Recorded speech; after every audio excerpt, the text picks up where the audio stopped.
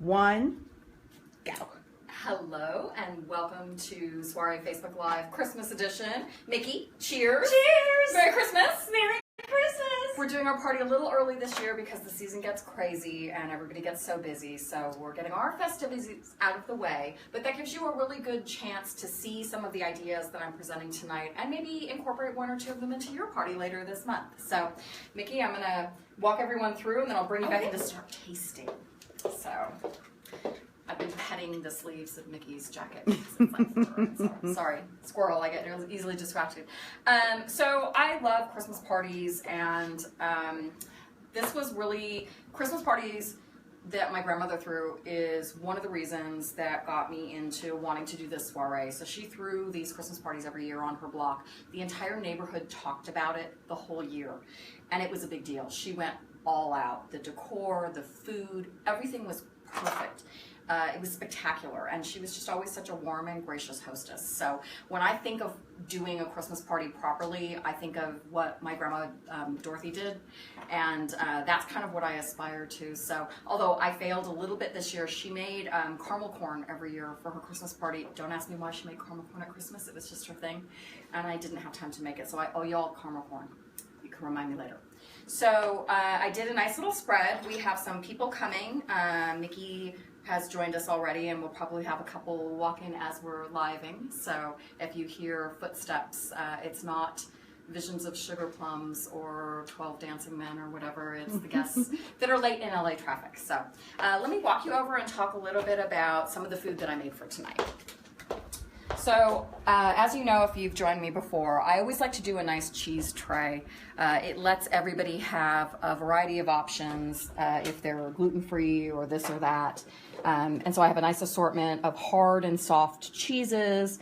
I like to incorporate some of the flavors of the season in. So this is like a cranberry chev, a goat cheese, and an apricot Stilton.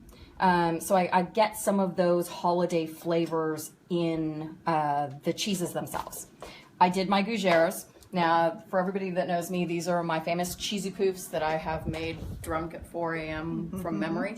More than once, cheesy poofs. I actually tried a new recipe this time, which is shocking to everybody that has been coming to my parties for years.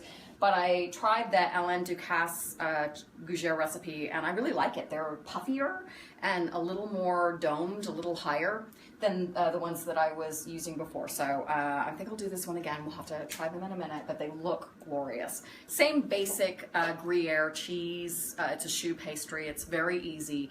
One of these days I'll show you all how to make it. It's like 5 ingredients. You can literally make it from memory drunk because I've done it. So I also have, and I don't know if you can see it, I did a brie en croûte.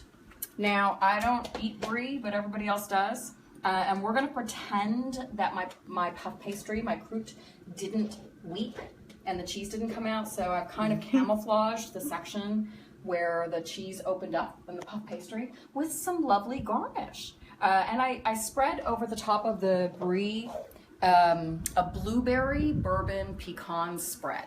A lot of times if you take just a wheel of brie, a solid, the whole thing not cut, and you spread preserves or jam or walnuts and honey or something like that, cranberries, and then you bring the puff pastry over it, seal it really, really well so it doesn't do what I did, and then you do an egg wash. You mix up like an egg and a little bit of cream or milk, and you brush it over the puff pastry, and then you bake it. So you get this golden brown crust of the puff pastry, and you cut into it, and you get the gooey brie cheese with a little bit of the jam flavor or the fruit flavor or whatever you've added into it. So it's a really nice appetizer. It's easy. You kind of can't screw it up, except I did. And it's great with little pieces of baguette or whatever. So. And then one of the other things I usually make for Christmas, and I didn't make, is I usually do baby beef Wellingtons. I love making fancy dessert entrees as little bite-size snacks because I think it's just super fun and it just makes it more festive. So for some reason, like 3 grocery stores I went to did not have the beef tenderloin, and I got tired of driving around. So instead I'll grab these. These are chicken cordon bleu meatballs. So they're chicken meatballs with the prosciutto and the Gruyere inside. So again, it's like a little entree, all in a little bowl. So anyway, you guys will try that in a minute. And then I have some crudités and some prosciutto wrapped asparagus, just a variety of things. Now I'm going to move on a little bit to our dessert table. So I like to do a combination of things that I've made and some store-bought things because you don't have time to do everything yourself. So I made some homemade fudge. This is really the easiest fudge in the world. I'll put the recipe, if you can call it that, up on the Soiree Facebook page. It's literally a bag of semi-sweet chocolate chips, a half a bag of milk chocolate chips, and then 1 can of sweetened condensed milk. And you're just melting it in a pan, like a saucepan, and you toss like a little bit of salt and a couple teaspoons of vanilla or bourbon or rum or some kind of flavoring agent, and you spread it out on a parchment-lined pan and let it harden and cut it up, and it's delicious. It's thick, it's rich, and it's just super easy. So it's a really good fudge if you want to mail something or if you want to do cookie boxes for people and you want something that holds up well, this is it. I also made these nut bars. Now, a friend of mine makes a wonderful version that I love. So I was playing around with my own recipe, and I made these the other night, and I was out of eggs. And I didn't realize I was out of eggs until I started to make them, and I said, uh-oh, I'm out of eggs. And so I got online, and I found a recipe for eggless nut bars. So these have no eggs in them, and they're so delicious. So it's just basically like a shortbread crust with kind of like a caramely topping. I did half of these in walnuts and half of them in pecans because I like both actually. But these again are really good. They hold up well. Another great item for like a cookie exchange. And they're bar cookies, which means you don't have to sit there and individually make each one. You make the whole pan of it and then cut it up. So I'm all about having it be delicious and elegant, but having a little bit of a time saver because none of us have enough time. So, and then I did spiced nuts. Now usually I do Ina Garten's spiced nuts. I did Anthony Bourdain's spiced nuts. Now Mark likes them. I prefer Ina's nuts. Anthony, I found your nuts lacking. I think they needed a little more oomph. And I did follow your recipe. Oh, snap. I'm just saying. Soiree critiques Anthony Bourdain's nuts. I love him, by the way, but Ina's nuts just have a better flavor balance and they have more kick to them. I found Anthony's nuts insipid. I'm sorry. I just had to say it. So, but they're still really good. Spice nuts is another good, really easy thing to do. That's the ice melting in the tub below, if that's what you're wondering what that noise is. They're great to put out. They're great bar snacks, whether you're serving a whole spread or just cocktails. It's nice to give your guests something salty to nibble on. These have a little bit of cayenne pepper, a little bit of brown sugar, salt, and they're baked up. So that's very nice. And then I have, and we probably should festively enjoy these.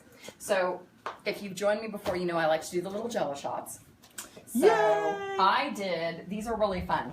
So these are champagne Jell-O shots with Morello cherries and little star-shaped sprinkles. Those are like pastry sprinkles shaped like gold stars, which I think are amazing. So I thought these were really fun, and I left the stems on just for a little visual effect. So I'm not going to put one in my mouth right now because then you're just going to watch me eat. But we'll get, especially after you just talked about Anthony Bourdain's nuts. Just know. well, then maybe I'll do this when the camera's off because I don't think I can. That's not this kind of show. Okay, so. And then one of the other things I love to do, especially all my parties, but especially at the Christmas party. So I always buy a takeaway container. And what will happen is, as my guests are ready to leave, they will take one of these and fill it with everything they want. My goal is that nothing's left here when y'all leave because I don't want the leftovers and I don't need to be eating these for 3 days. So I encourage people, whether it's savories or sweets or what have you, or Jell-O shots, whatever you want, have little takeaway containers and make them easy for your guests. If you have to root around in your kitchen for Tupperwares or Ziploc bags, it's not going to happen. And also, you never get your Tupperwares back from experience. So I get these on Amazon or the 99-cent store or a bakery supply store. And you can get them in seasonal colors, or you can get all different kinds of like boxes and shapes of things. But I love these little Chinese food takeout containers. Very easy for your guests to fill up and take away, and a little memento of the party, which is really nice. So that'll be for later.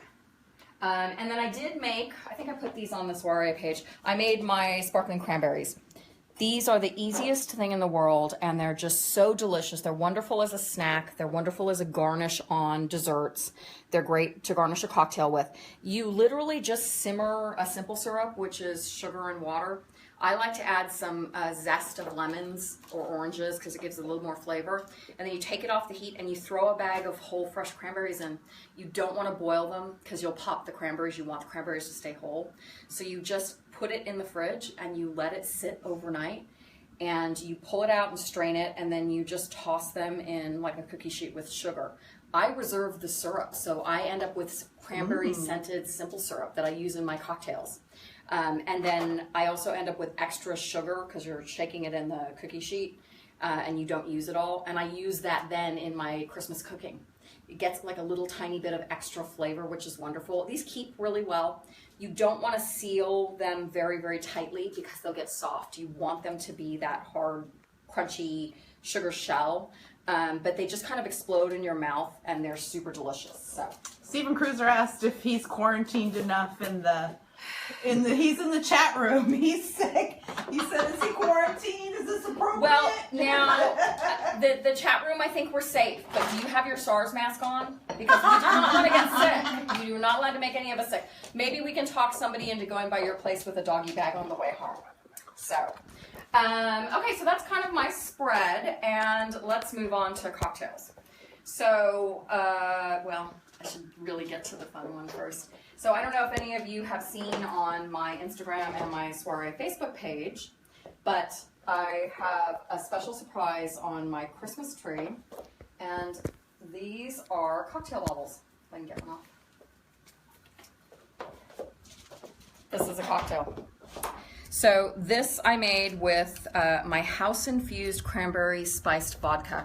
What I do is I take like a big mason jar and I dump a bag of cranberries, just whole fresh cranberries in, and some lemon peel and some orange peel, maybe a vanilla bean split, a couple cloves, whole cloves, cinnamon stick, and I dump like a whole bunch of Tito's vodka or some kind of like mid-price, not the really cheap stuff. And I put it in the back of my fridge and I literally forget about it for a year. In fact, that's how this happened. I forgot about it for a year. It mellows out so delightfully. It gets all the spice flavors and the citrus flavors and the cranberry flavors, and you end up with this incredibly smooth flavored vodka. You can add a little bit of simple syrup to it if you'd like to sweeten it up a little bit. I don't like to get it too sweet because I want to be able to mix it in cocktails later. So what I've done is I've taken a bottle of my vodka. In fact, I have some here. So this is what it looks like when you're done with it. I just reuse my bottle. So it's a gorgeous garnet red color. I did some gin that way too. I've done a couple other liquors that way, but the cranberry vodka really is a nice combination. And I've mixed this with a little bit of fresh lime juice, a little bit of triple sec, I think a dash of lemon, some simple syrup, and you literally can just open up and... Merry Christmas. And it's delightful. Right off the Christmas tree. Yeah, so let me hand you guys... Mickey, would you like a Christmas cocktail? Yes. Mark? Of course. Thank you. Mickey? Okay. Yes. Kira, do you want to... Yeah, of course. Kara, why don't we have And any of shake these it on up. the tree? Merry Christmas. Those were actually a little hard to find. You want me to open that for you? Yeah, would you? And I'd shake it up a little bit first because they've been hanging on the tree for a couple hours. We shake it up. Yeah, shake it up and then you just unscrew it. So these were actually a little hard to find. There's a liquor company in the UK, and they sell gin bottles. They sell little liquor tasters in things that look like that. And I'm like, oh, I want that. But they don't sell them in the States. Goodness. Isn't that amazing? Come in. Oh, somebody's at the door. So I ordered these on Amazon, and I was super excited that they arrived because they ship from China or whatever. But this is just a really fun way. This to doesn't have even a taste like cocktail. vodka. It's so smooth. It's Yes. I'm not kidding. Ignoring it for a year and totally forgetting that you're doing it is Hi. what does it. So. Hi, come in. We're live. Yeah, come on in. We need more beautiful people. Yes. Locked. I knew I was supposed to come right back. Oh no! Yeah. Oh, can we unlock it, please? Because Yeah, we'll have, it is I think I unlocked did. now. Okay, Yeah. good. Okay, good. And we have a baby. We won't give the baby the cocktails. This baby. Oh, No. she was ready to party. So I don't know if you'd like to have a little. I would. Okay. Well, you're just in time for ornament shots. Oh my goodness. So Yeah, this give us is- a shot. Show us the baby. So this is Show like- us Oh the gosh, baby. is she okay with that? Because we didn't ask her. This is Facebook Live. So Okay, you- oh, me. I thought you meant you were asking someone else. I was like, who are we asking? I just made Who sure. would- Yeah. So this is This a. baby's Come well on. documented. Yeah. I was just gonna say. This is Rosie and the beautiful Miss Josephine, and Miss she's Josephine, welcome. Merry Christmas. This is your first Christmas. Yes, her first Christmas. 6 weeks old. and getting used to all the attention very well. Yes. Yes. Yeah. So these are our Christmas tree ornaments cocktails. And course it's you did. it's my That's spiced amazing. cranberry vodka cocktail. So I'll let you. Oh my goodness. That It's smells. so Yeah, good. I was telling Oh, I Kira forgot to before we smell it. started. I completely I made it by accident the first year I made it, and I put it in the back of my fridge, and I completely forgot that I made it. Oh my goodness. And the following Christmas, I was cleaning out, and I found the big mason jar full of the infused vodka, and I went, uh-oh. And I strained it out, and I tasted it, and I'm like, oh my gosh, that's delightful. So now I do it on purpose. So every Christmas, I make next year's batch. And I just leave it alone for a year and don't do anything.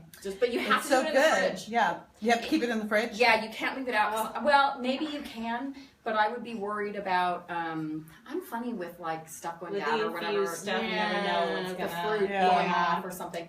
So It's delicious. yeah, So it's the infused vodka and what else? a little bit of fresh lime juice, a little Okay. bit of triple sec, a splash of lemon, and some simple syrup.